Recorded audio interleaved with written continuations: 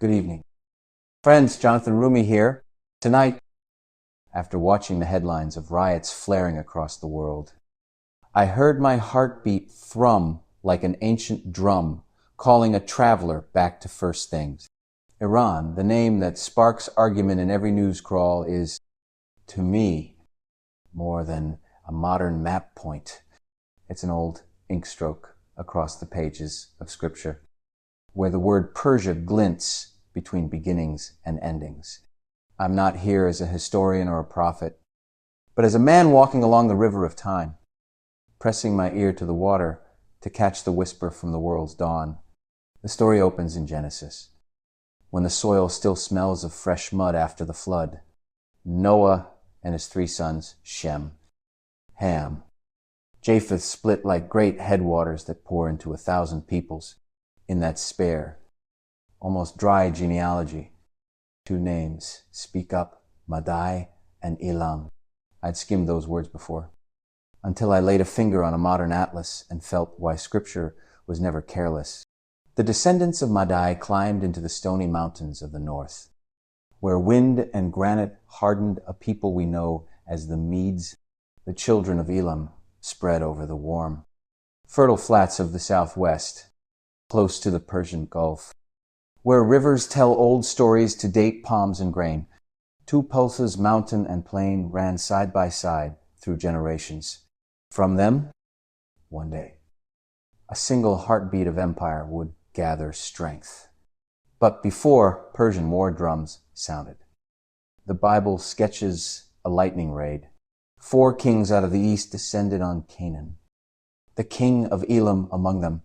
They ravaged the land and carried off Lot, Abraham's nephew.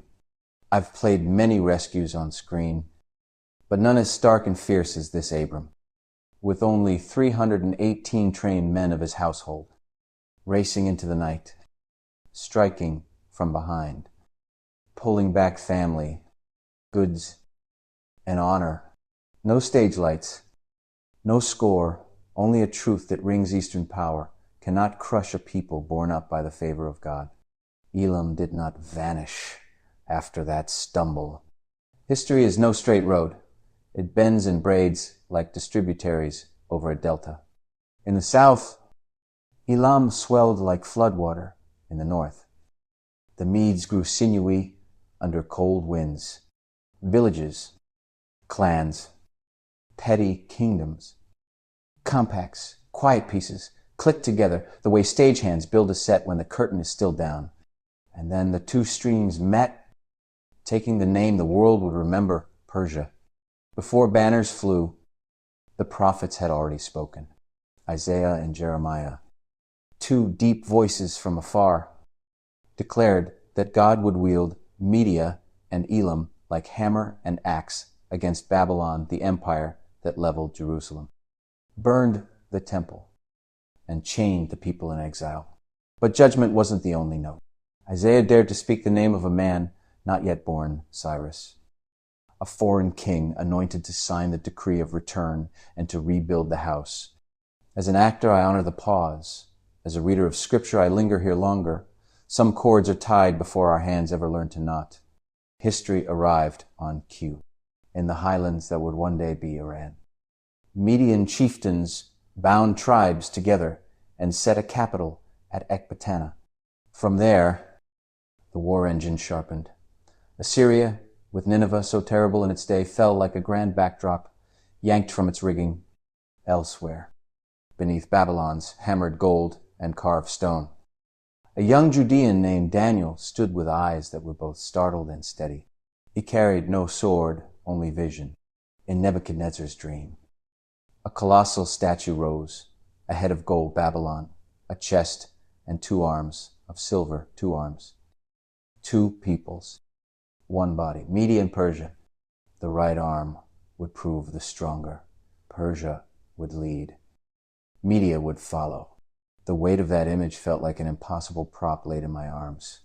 Metal, yes, but cast in history. Daniel recited the dream without hearing it first, then opened it like a surgeon laying pride bare. After you shall arise another kingdom, lesser in the statue's metals, not lesser in destiny. It is Scripture's way of calling a change of lead, a new figure stepping from the wings. Then the name that swung the era broke into speech, Cyrus the Persian.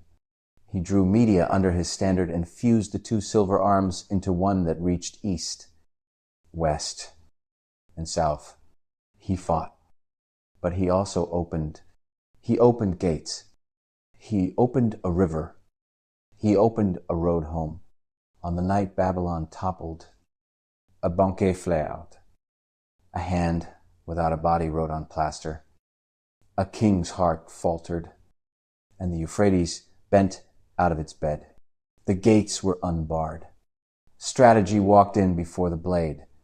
In the morning, a document bore Cyrus's name like another outstretched arm, lifting the exiles and placing tools, timber, and permission in their hands to raise the temple again.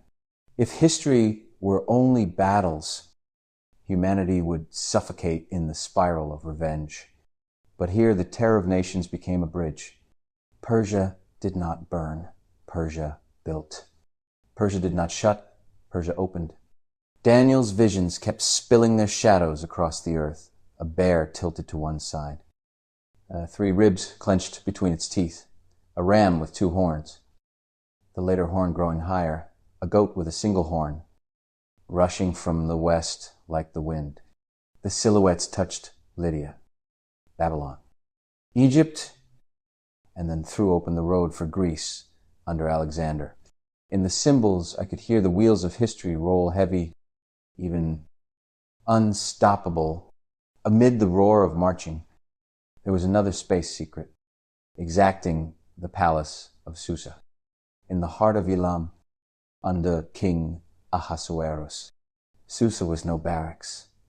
It was the knot where silk, perfume, and politics braided tight. A feast stretched for months, a flash of royal pride, a vacant throne beside the king, a search announced across the provinces.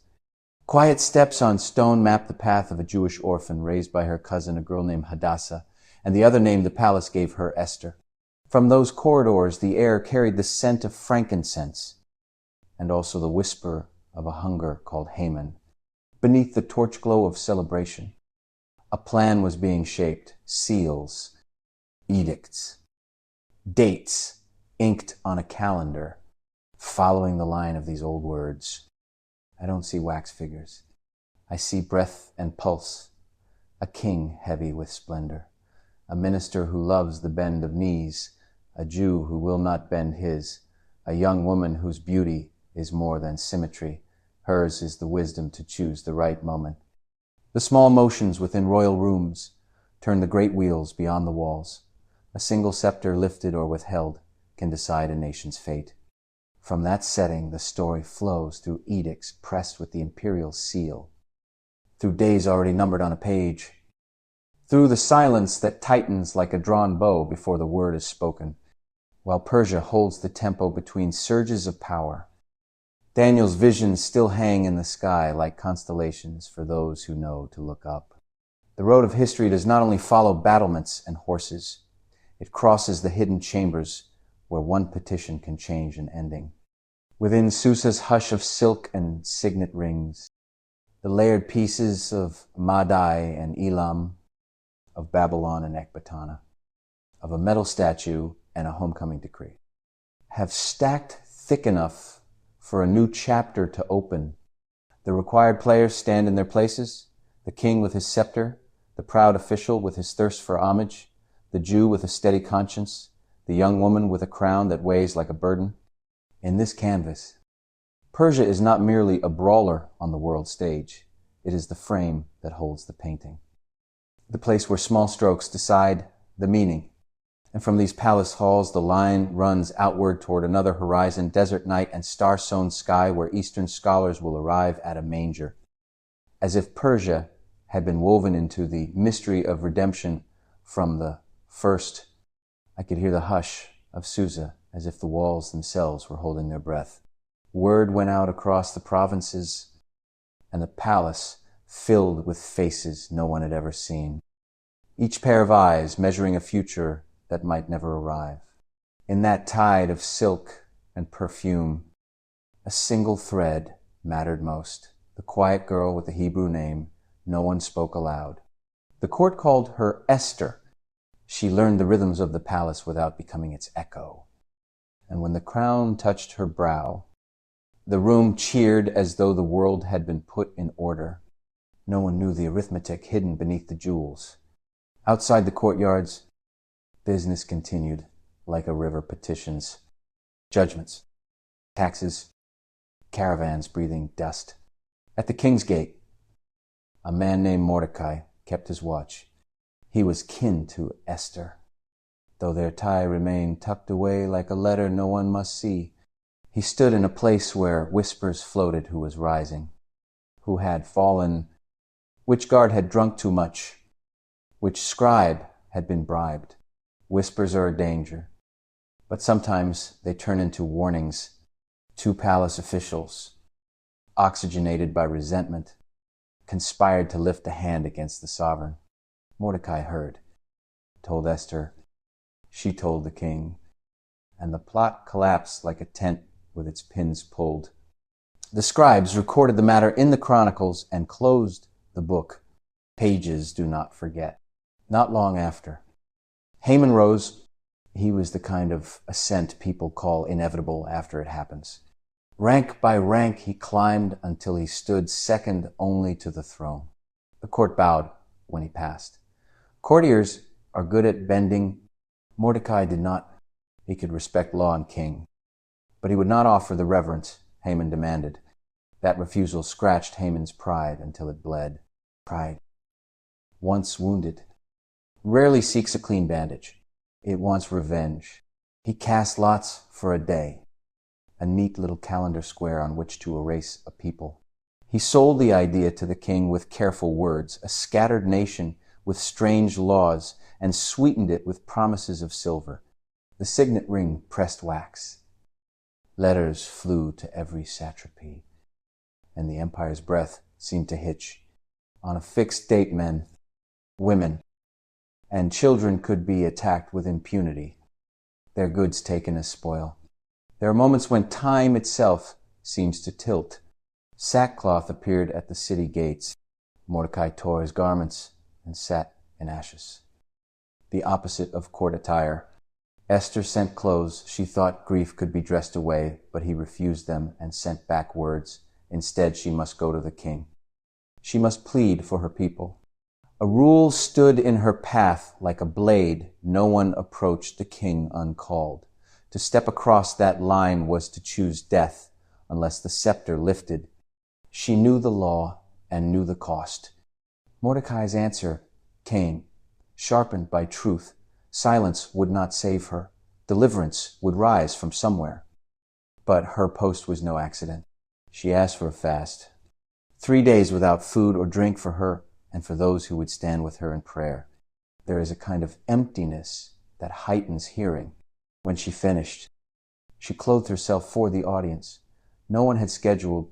She entered the inner court, the air thick with the scent of cedar and wine. The king looked up in that fraction of a heart. The world either ended or continued. The scepter rose. Mercy, like a door that had stuck, opened. He asked her desire, promising more than anyone should ask. She did not seize it. She invited him and Haman to a feast. Timing is a subtle instrument. In the wrong hands, it's a club. In the right ones, a scalpel. At the banquet, she offered delicacies and withheld the true petition, requesting only their presence at another feast the next day. On his way home, Haman swelled. The city bowed, and he gathered the bows as though they were coin. But at the king's gate, Mordecai stood straight, and the sight was gall in Haman's mouth. He went to his house and paraded his wealth and honors before friends who knew how to admire. His wife's counsel was cold: build a gallows high enough to be seen, and ask for Mordecai's life at dawn. The carpenters worked the night shift elsewhere in the palace. A different restlessness kept the king awake. He called for the book of records. The way a man reaches for history when the present refuses to settle. A scribe read the entry about the foiled assassination. The reward column stood empty. Dawn had not yet burned the horizon when the king called for the nearest official, Haman, as it happened, and asked what should be done for the man the king delights to honor. Haman, who spoke fluent self, drafted his own parade, royal robe, royal horse, a noble leading the chosen through the city square, proclaiming favor. Then the king named the honoree Mordecai. Haman's mouth formed the right words, while his heart cracked its teeth. He led the procession he had imagined for himself, walking before the man he despised, speaking the lines that praised him. Humiliation, properly applied, is a mirror. He stumbled home to lament. But the summons to Esther's second banquet cut short his mourning. The table shone, the cups passed, and at last the queen gave voice to the petition she had weighed in silence. If she had found favor, let her life be given her, and that of her people. A decree had signed them away. The king's face passed through clouds to thunder. Who dared this? She pointed to the man at the table, enemy and foe, Haman. Panic stole Haman's elegance. He fell toward Esther, a gesture of supplication that looked in the wrong angle, like assault. The king returned to find the scene misread or perfectly read in either case. It sealed the matter. A guard's hand covered Haman's mouth, and another voice mentioned a fresh gallows near his house. Justice, swift for once, found a beam. They hanged Haman on the instrument he had prepared for another man. The estate he had boasted of changed hands. The signet ring passed to a safer finger. Yet the day named for slaughter still stood on the calendar. In those laws, edicts could not be revoked, they could only be answered. So new letters went out, not to erase the old, but to arm the threatened. The Jews in every province were authorized to gather, to defend, to strike those who set upon them, to take the fight that had been brought to their doors and push it back. When the day came, it came like a storm that reversed direction. Those who had sharpened their blades for easy prey met a people made one by danger. The empire watched while a decree turned into deliverance. Fear shifted its allegiance. The aftermath was not madness, but restraint. Where vengeance could have danced, dignity walked. The records tallied enemies rather than neighbors. The queen asked only what prudence required to complete the defense. When it was done, the city breathed again. Mordecai, once a man in sackcloth at the gate, stepped into garments that reflected his station. His authority did not unsettle the capital, it calmed it. Letters flew again. But these were of another kind, an invitation to remember. The days that had been appointed for their ruin became days of rest and rejoicing. Gifts to one another. Care for the poor. A feast named for the lots that Haman had cast in arrogance. Purim. They called it. Some celebrations are not escapes from history. They are the way a people carries a scar without letting it define their face. Through that chapter, I watched Persia from the inside. Power can be monstrous, but it can also be made to hold justice if the right hands are steady. A ring that sealed death sealed life. A throne that had listened to flattery, listened to truth. A queen without an army moved the empire by courage and timing, by fasting and speech measured like medicine. The palace was still the palace, its corridors, intrigues, and rituals, but for a span of days it became a shelter rather than a storm.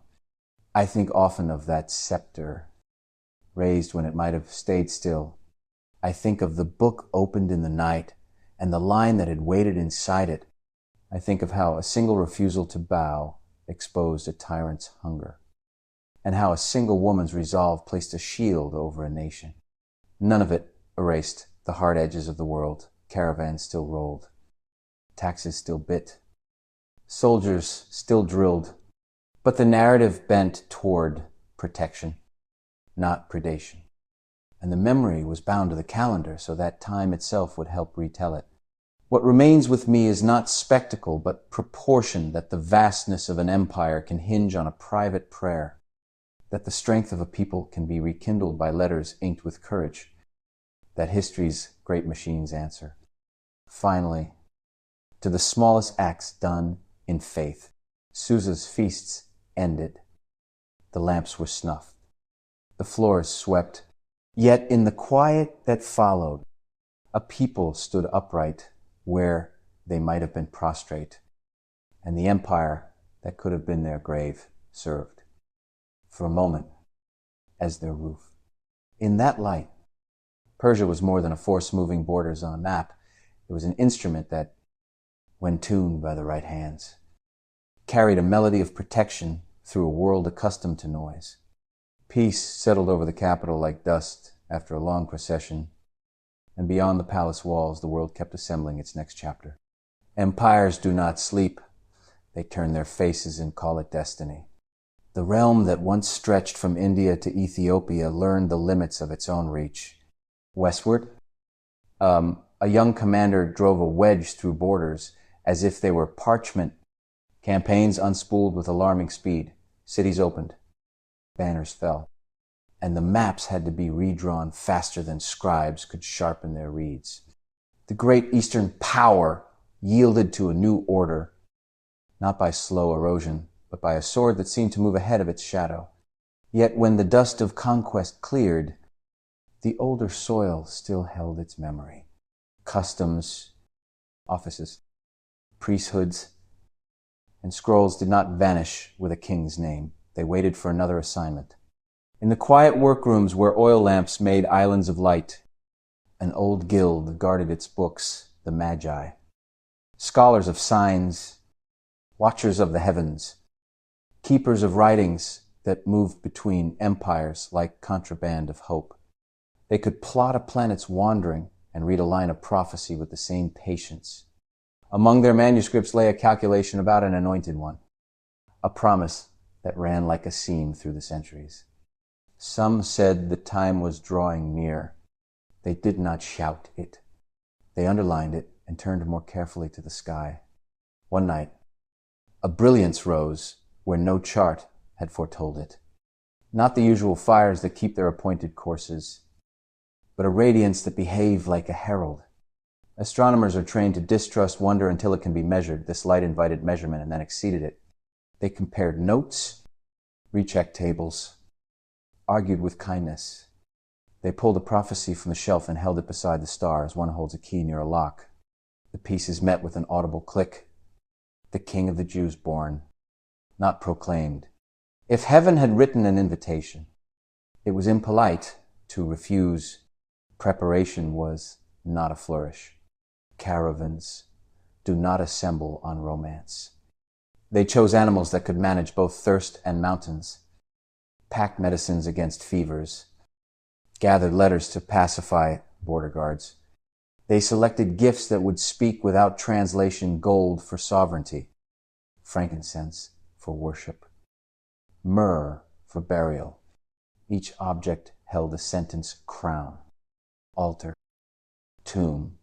To carry all three at once felt like bearing the grammar of a life. The journey arced westward over salt flats that groaned when cold tightened them, through passes where wind cut like wire, along trade roads that knotted markets together in a trembling web. Campsites sent up thin columns of smoke at dusk. When the star brightened, morale rose. When it hid, they relied on memory and discipline. Nights there are honest. A man can hear his own soul listing its fears. Then dawn arrives, and the next mile insists on being walked.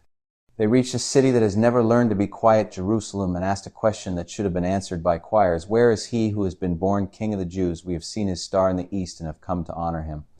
The reception was not music, but alarm. The palace heard, and the man who sat on the throne did the arithmetic of threat. He convened scholars who knew the right scroll and named a town almost no one would have chosen: Bethlehem. The ruler smiled as if grateful for their diligence, and then cajoled the travelers in private. Find the child. Send word. I too wish to bow. The lie wore polite shoes. They left the noise behind and found themselves under a sky that resumed its lesson. The light moved with the purpose of a shepherd. It paused, then stood above a dwelling that looked like any other on the lane, a doorway, a clay lamp smoking at the lintel, voices within speaking the language of everyday concerns. They entered, and the ordinary became adequate to the holy. The mother watched with the attentiveness of someone who has carried mystery and learned to set out bread for it. The man beside her had carpenter's hands and a gaze tuned for danger and duty. On a mat lay a child whose vulnerability and authority contradicted each other so beautifully that the only reasonable posture was to kneel. They opened what they had carried across deserts. Gold to confess kingship without rival, frankincense to admit that this human life demanded worship, myrrh to acknowledge that the path ahead would include a descent none of us would have chosen for him. Gifts or language, the room understood. No trumpet-announced ceremony, yet everything in it announced, meaning the air did what it always does around truth. It thinned and became easier to breathe. Sleep came to the travelers that night like a verdict. The warning arrived and it do not return to the palace, and what had been a courtesy call became a narrow escape. They packed before sunrise, dismissed the short road for the longer one, and let obscurity be their shield. News moves faster than people. By the time their camels shifted into a steady pace, soldiers were receiving orders that had the clarity of cruelty. A small town braced for a grief it could not imagine. The child they had greeted left in the arms of his mother under the guidance of another night dream into Egypt. Of all places, history sometimes walks back through the door it once slammed. What does a visit accomplish in the face of what came next? It sets a stake where time must remember. Men from the lands where empires once learned justice and judgment, where a foreign king funded a ruined temple's rebuilding, arrived and recognized a greater temple in swaddling clothes. That is not a footnote.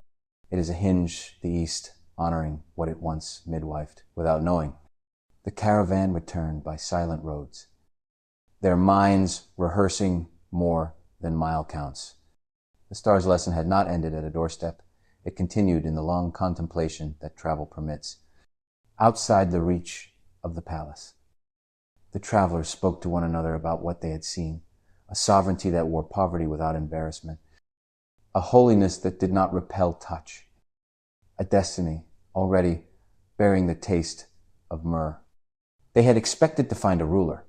They found a life that would redefine rule. The desert pays attention when people realize such things. Even the wind listens. Years lengthen perspective. Conquests age into administration. Triumph into tax.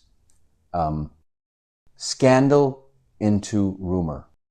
Rumor into noseless statues lining a weeded road. The child grew, moved among villages with the easy authority of someone who does not borrow power from institutions. He taught with parables that behaved like seeds, healed as though sickness were a rumor, commanded storms the way a master calls off a dog.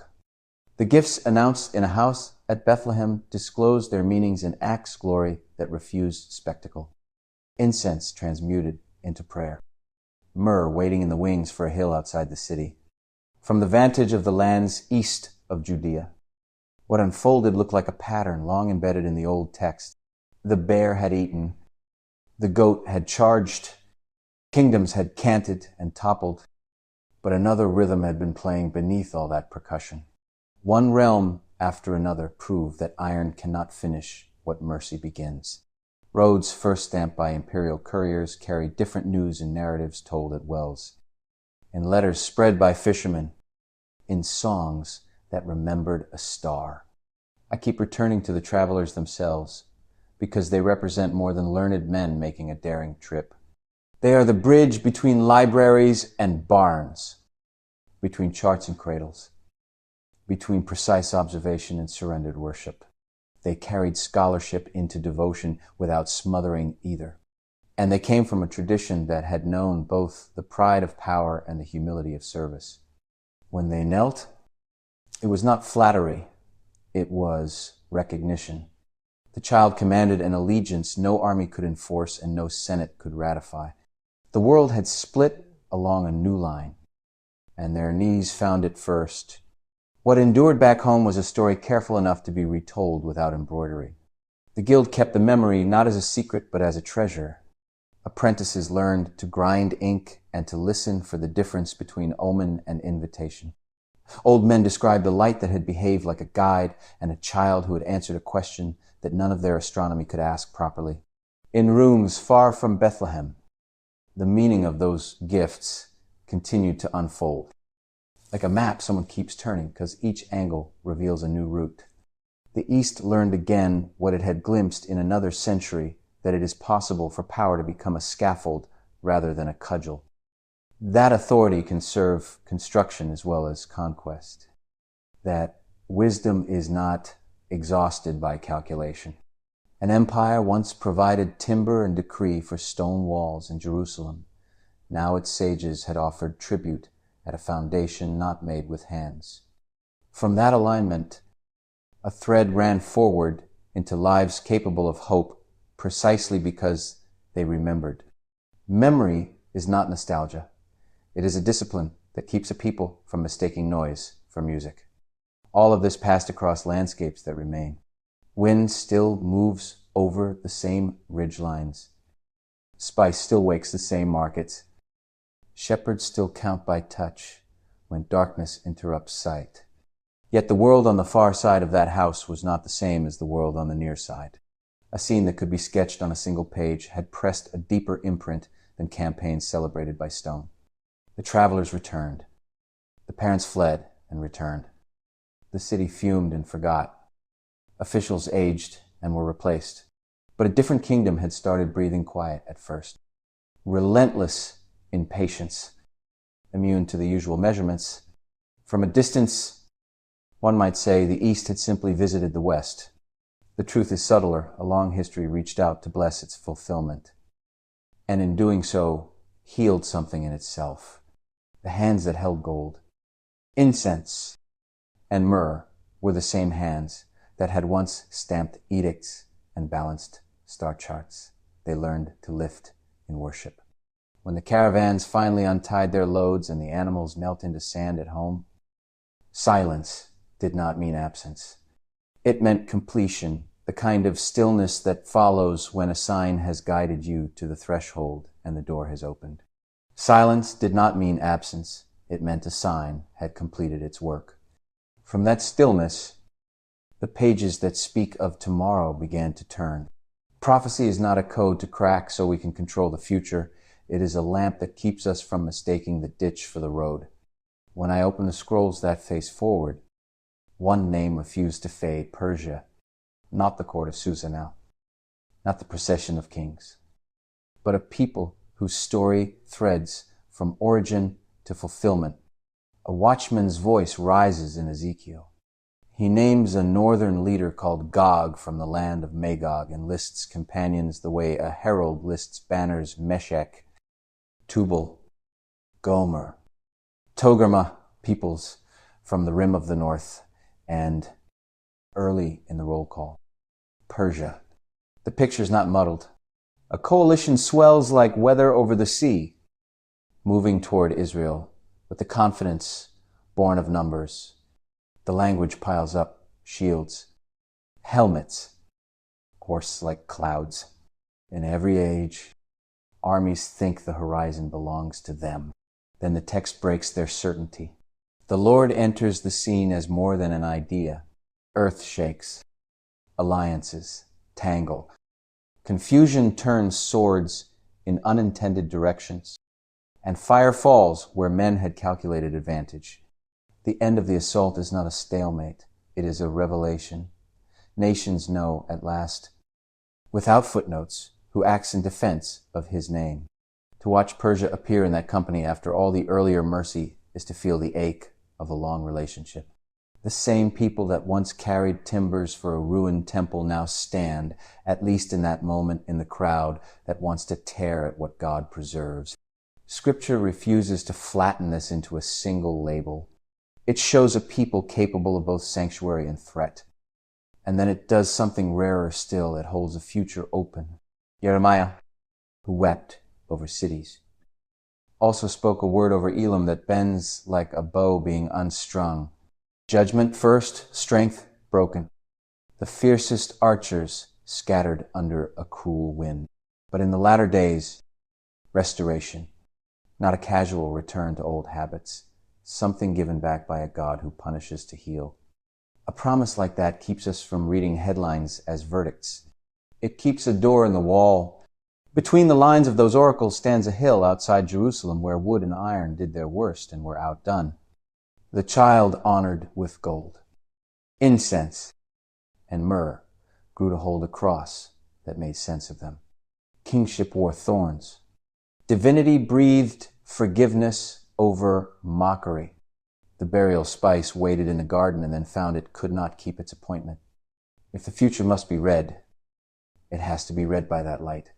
From that hill, mercy began to seed itself in soil east and west, north and south.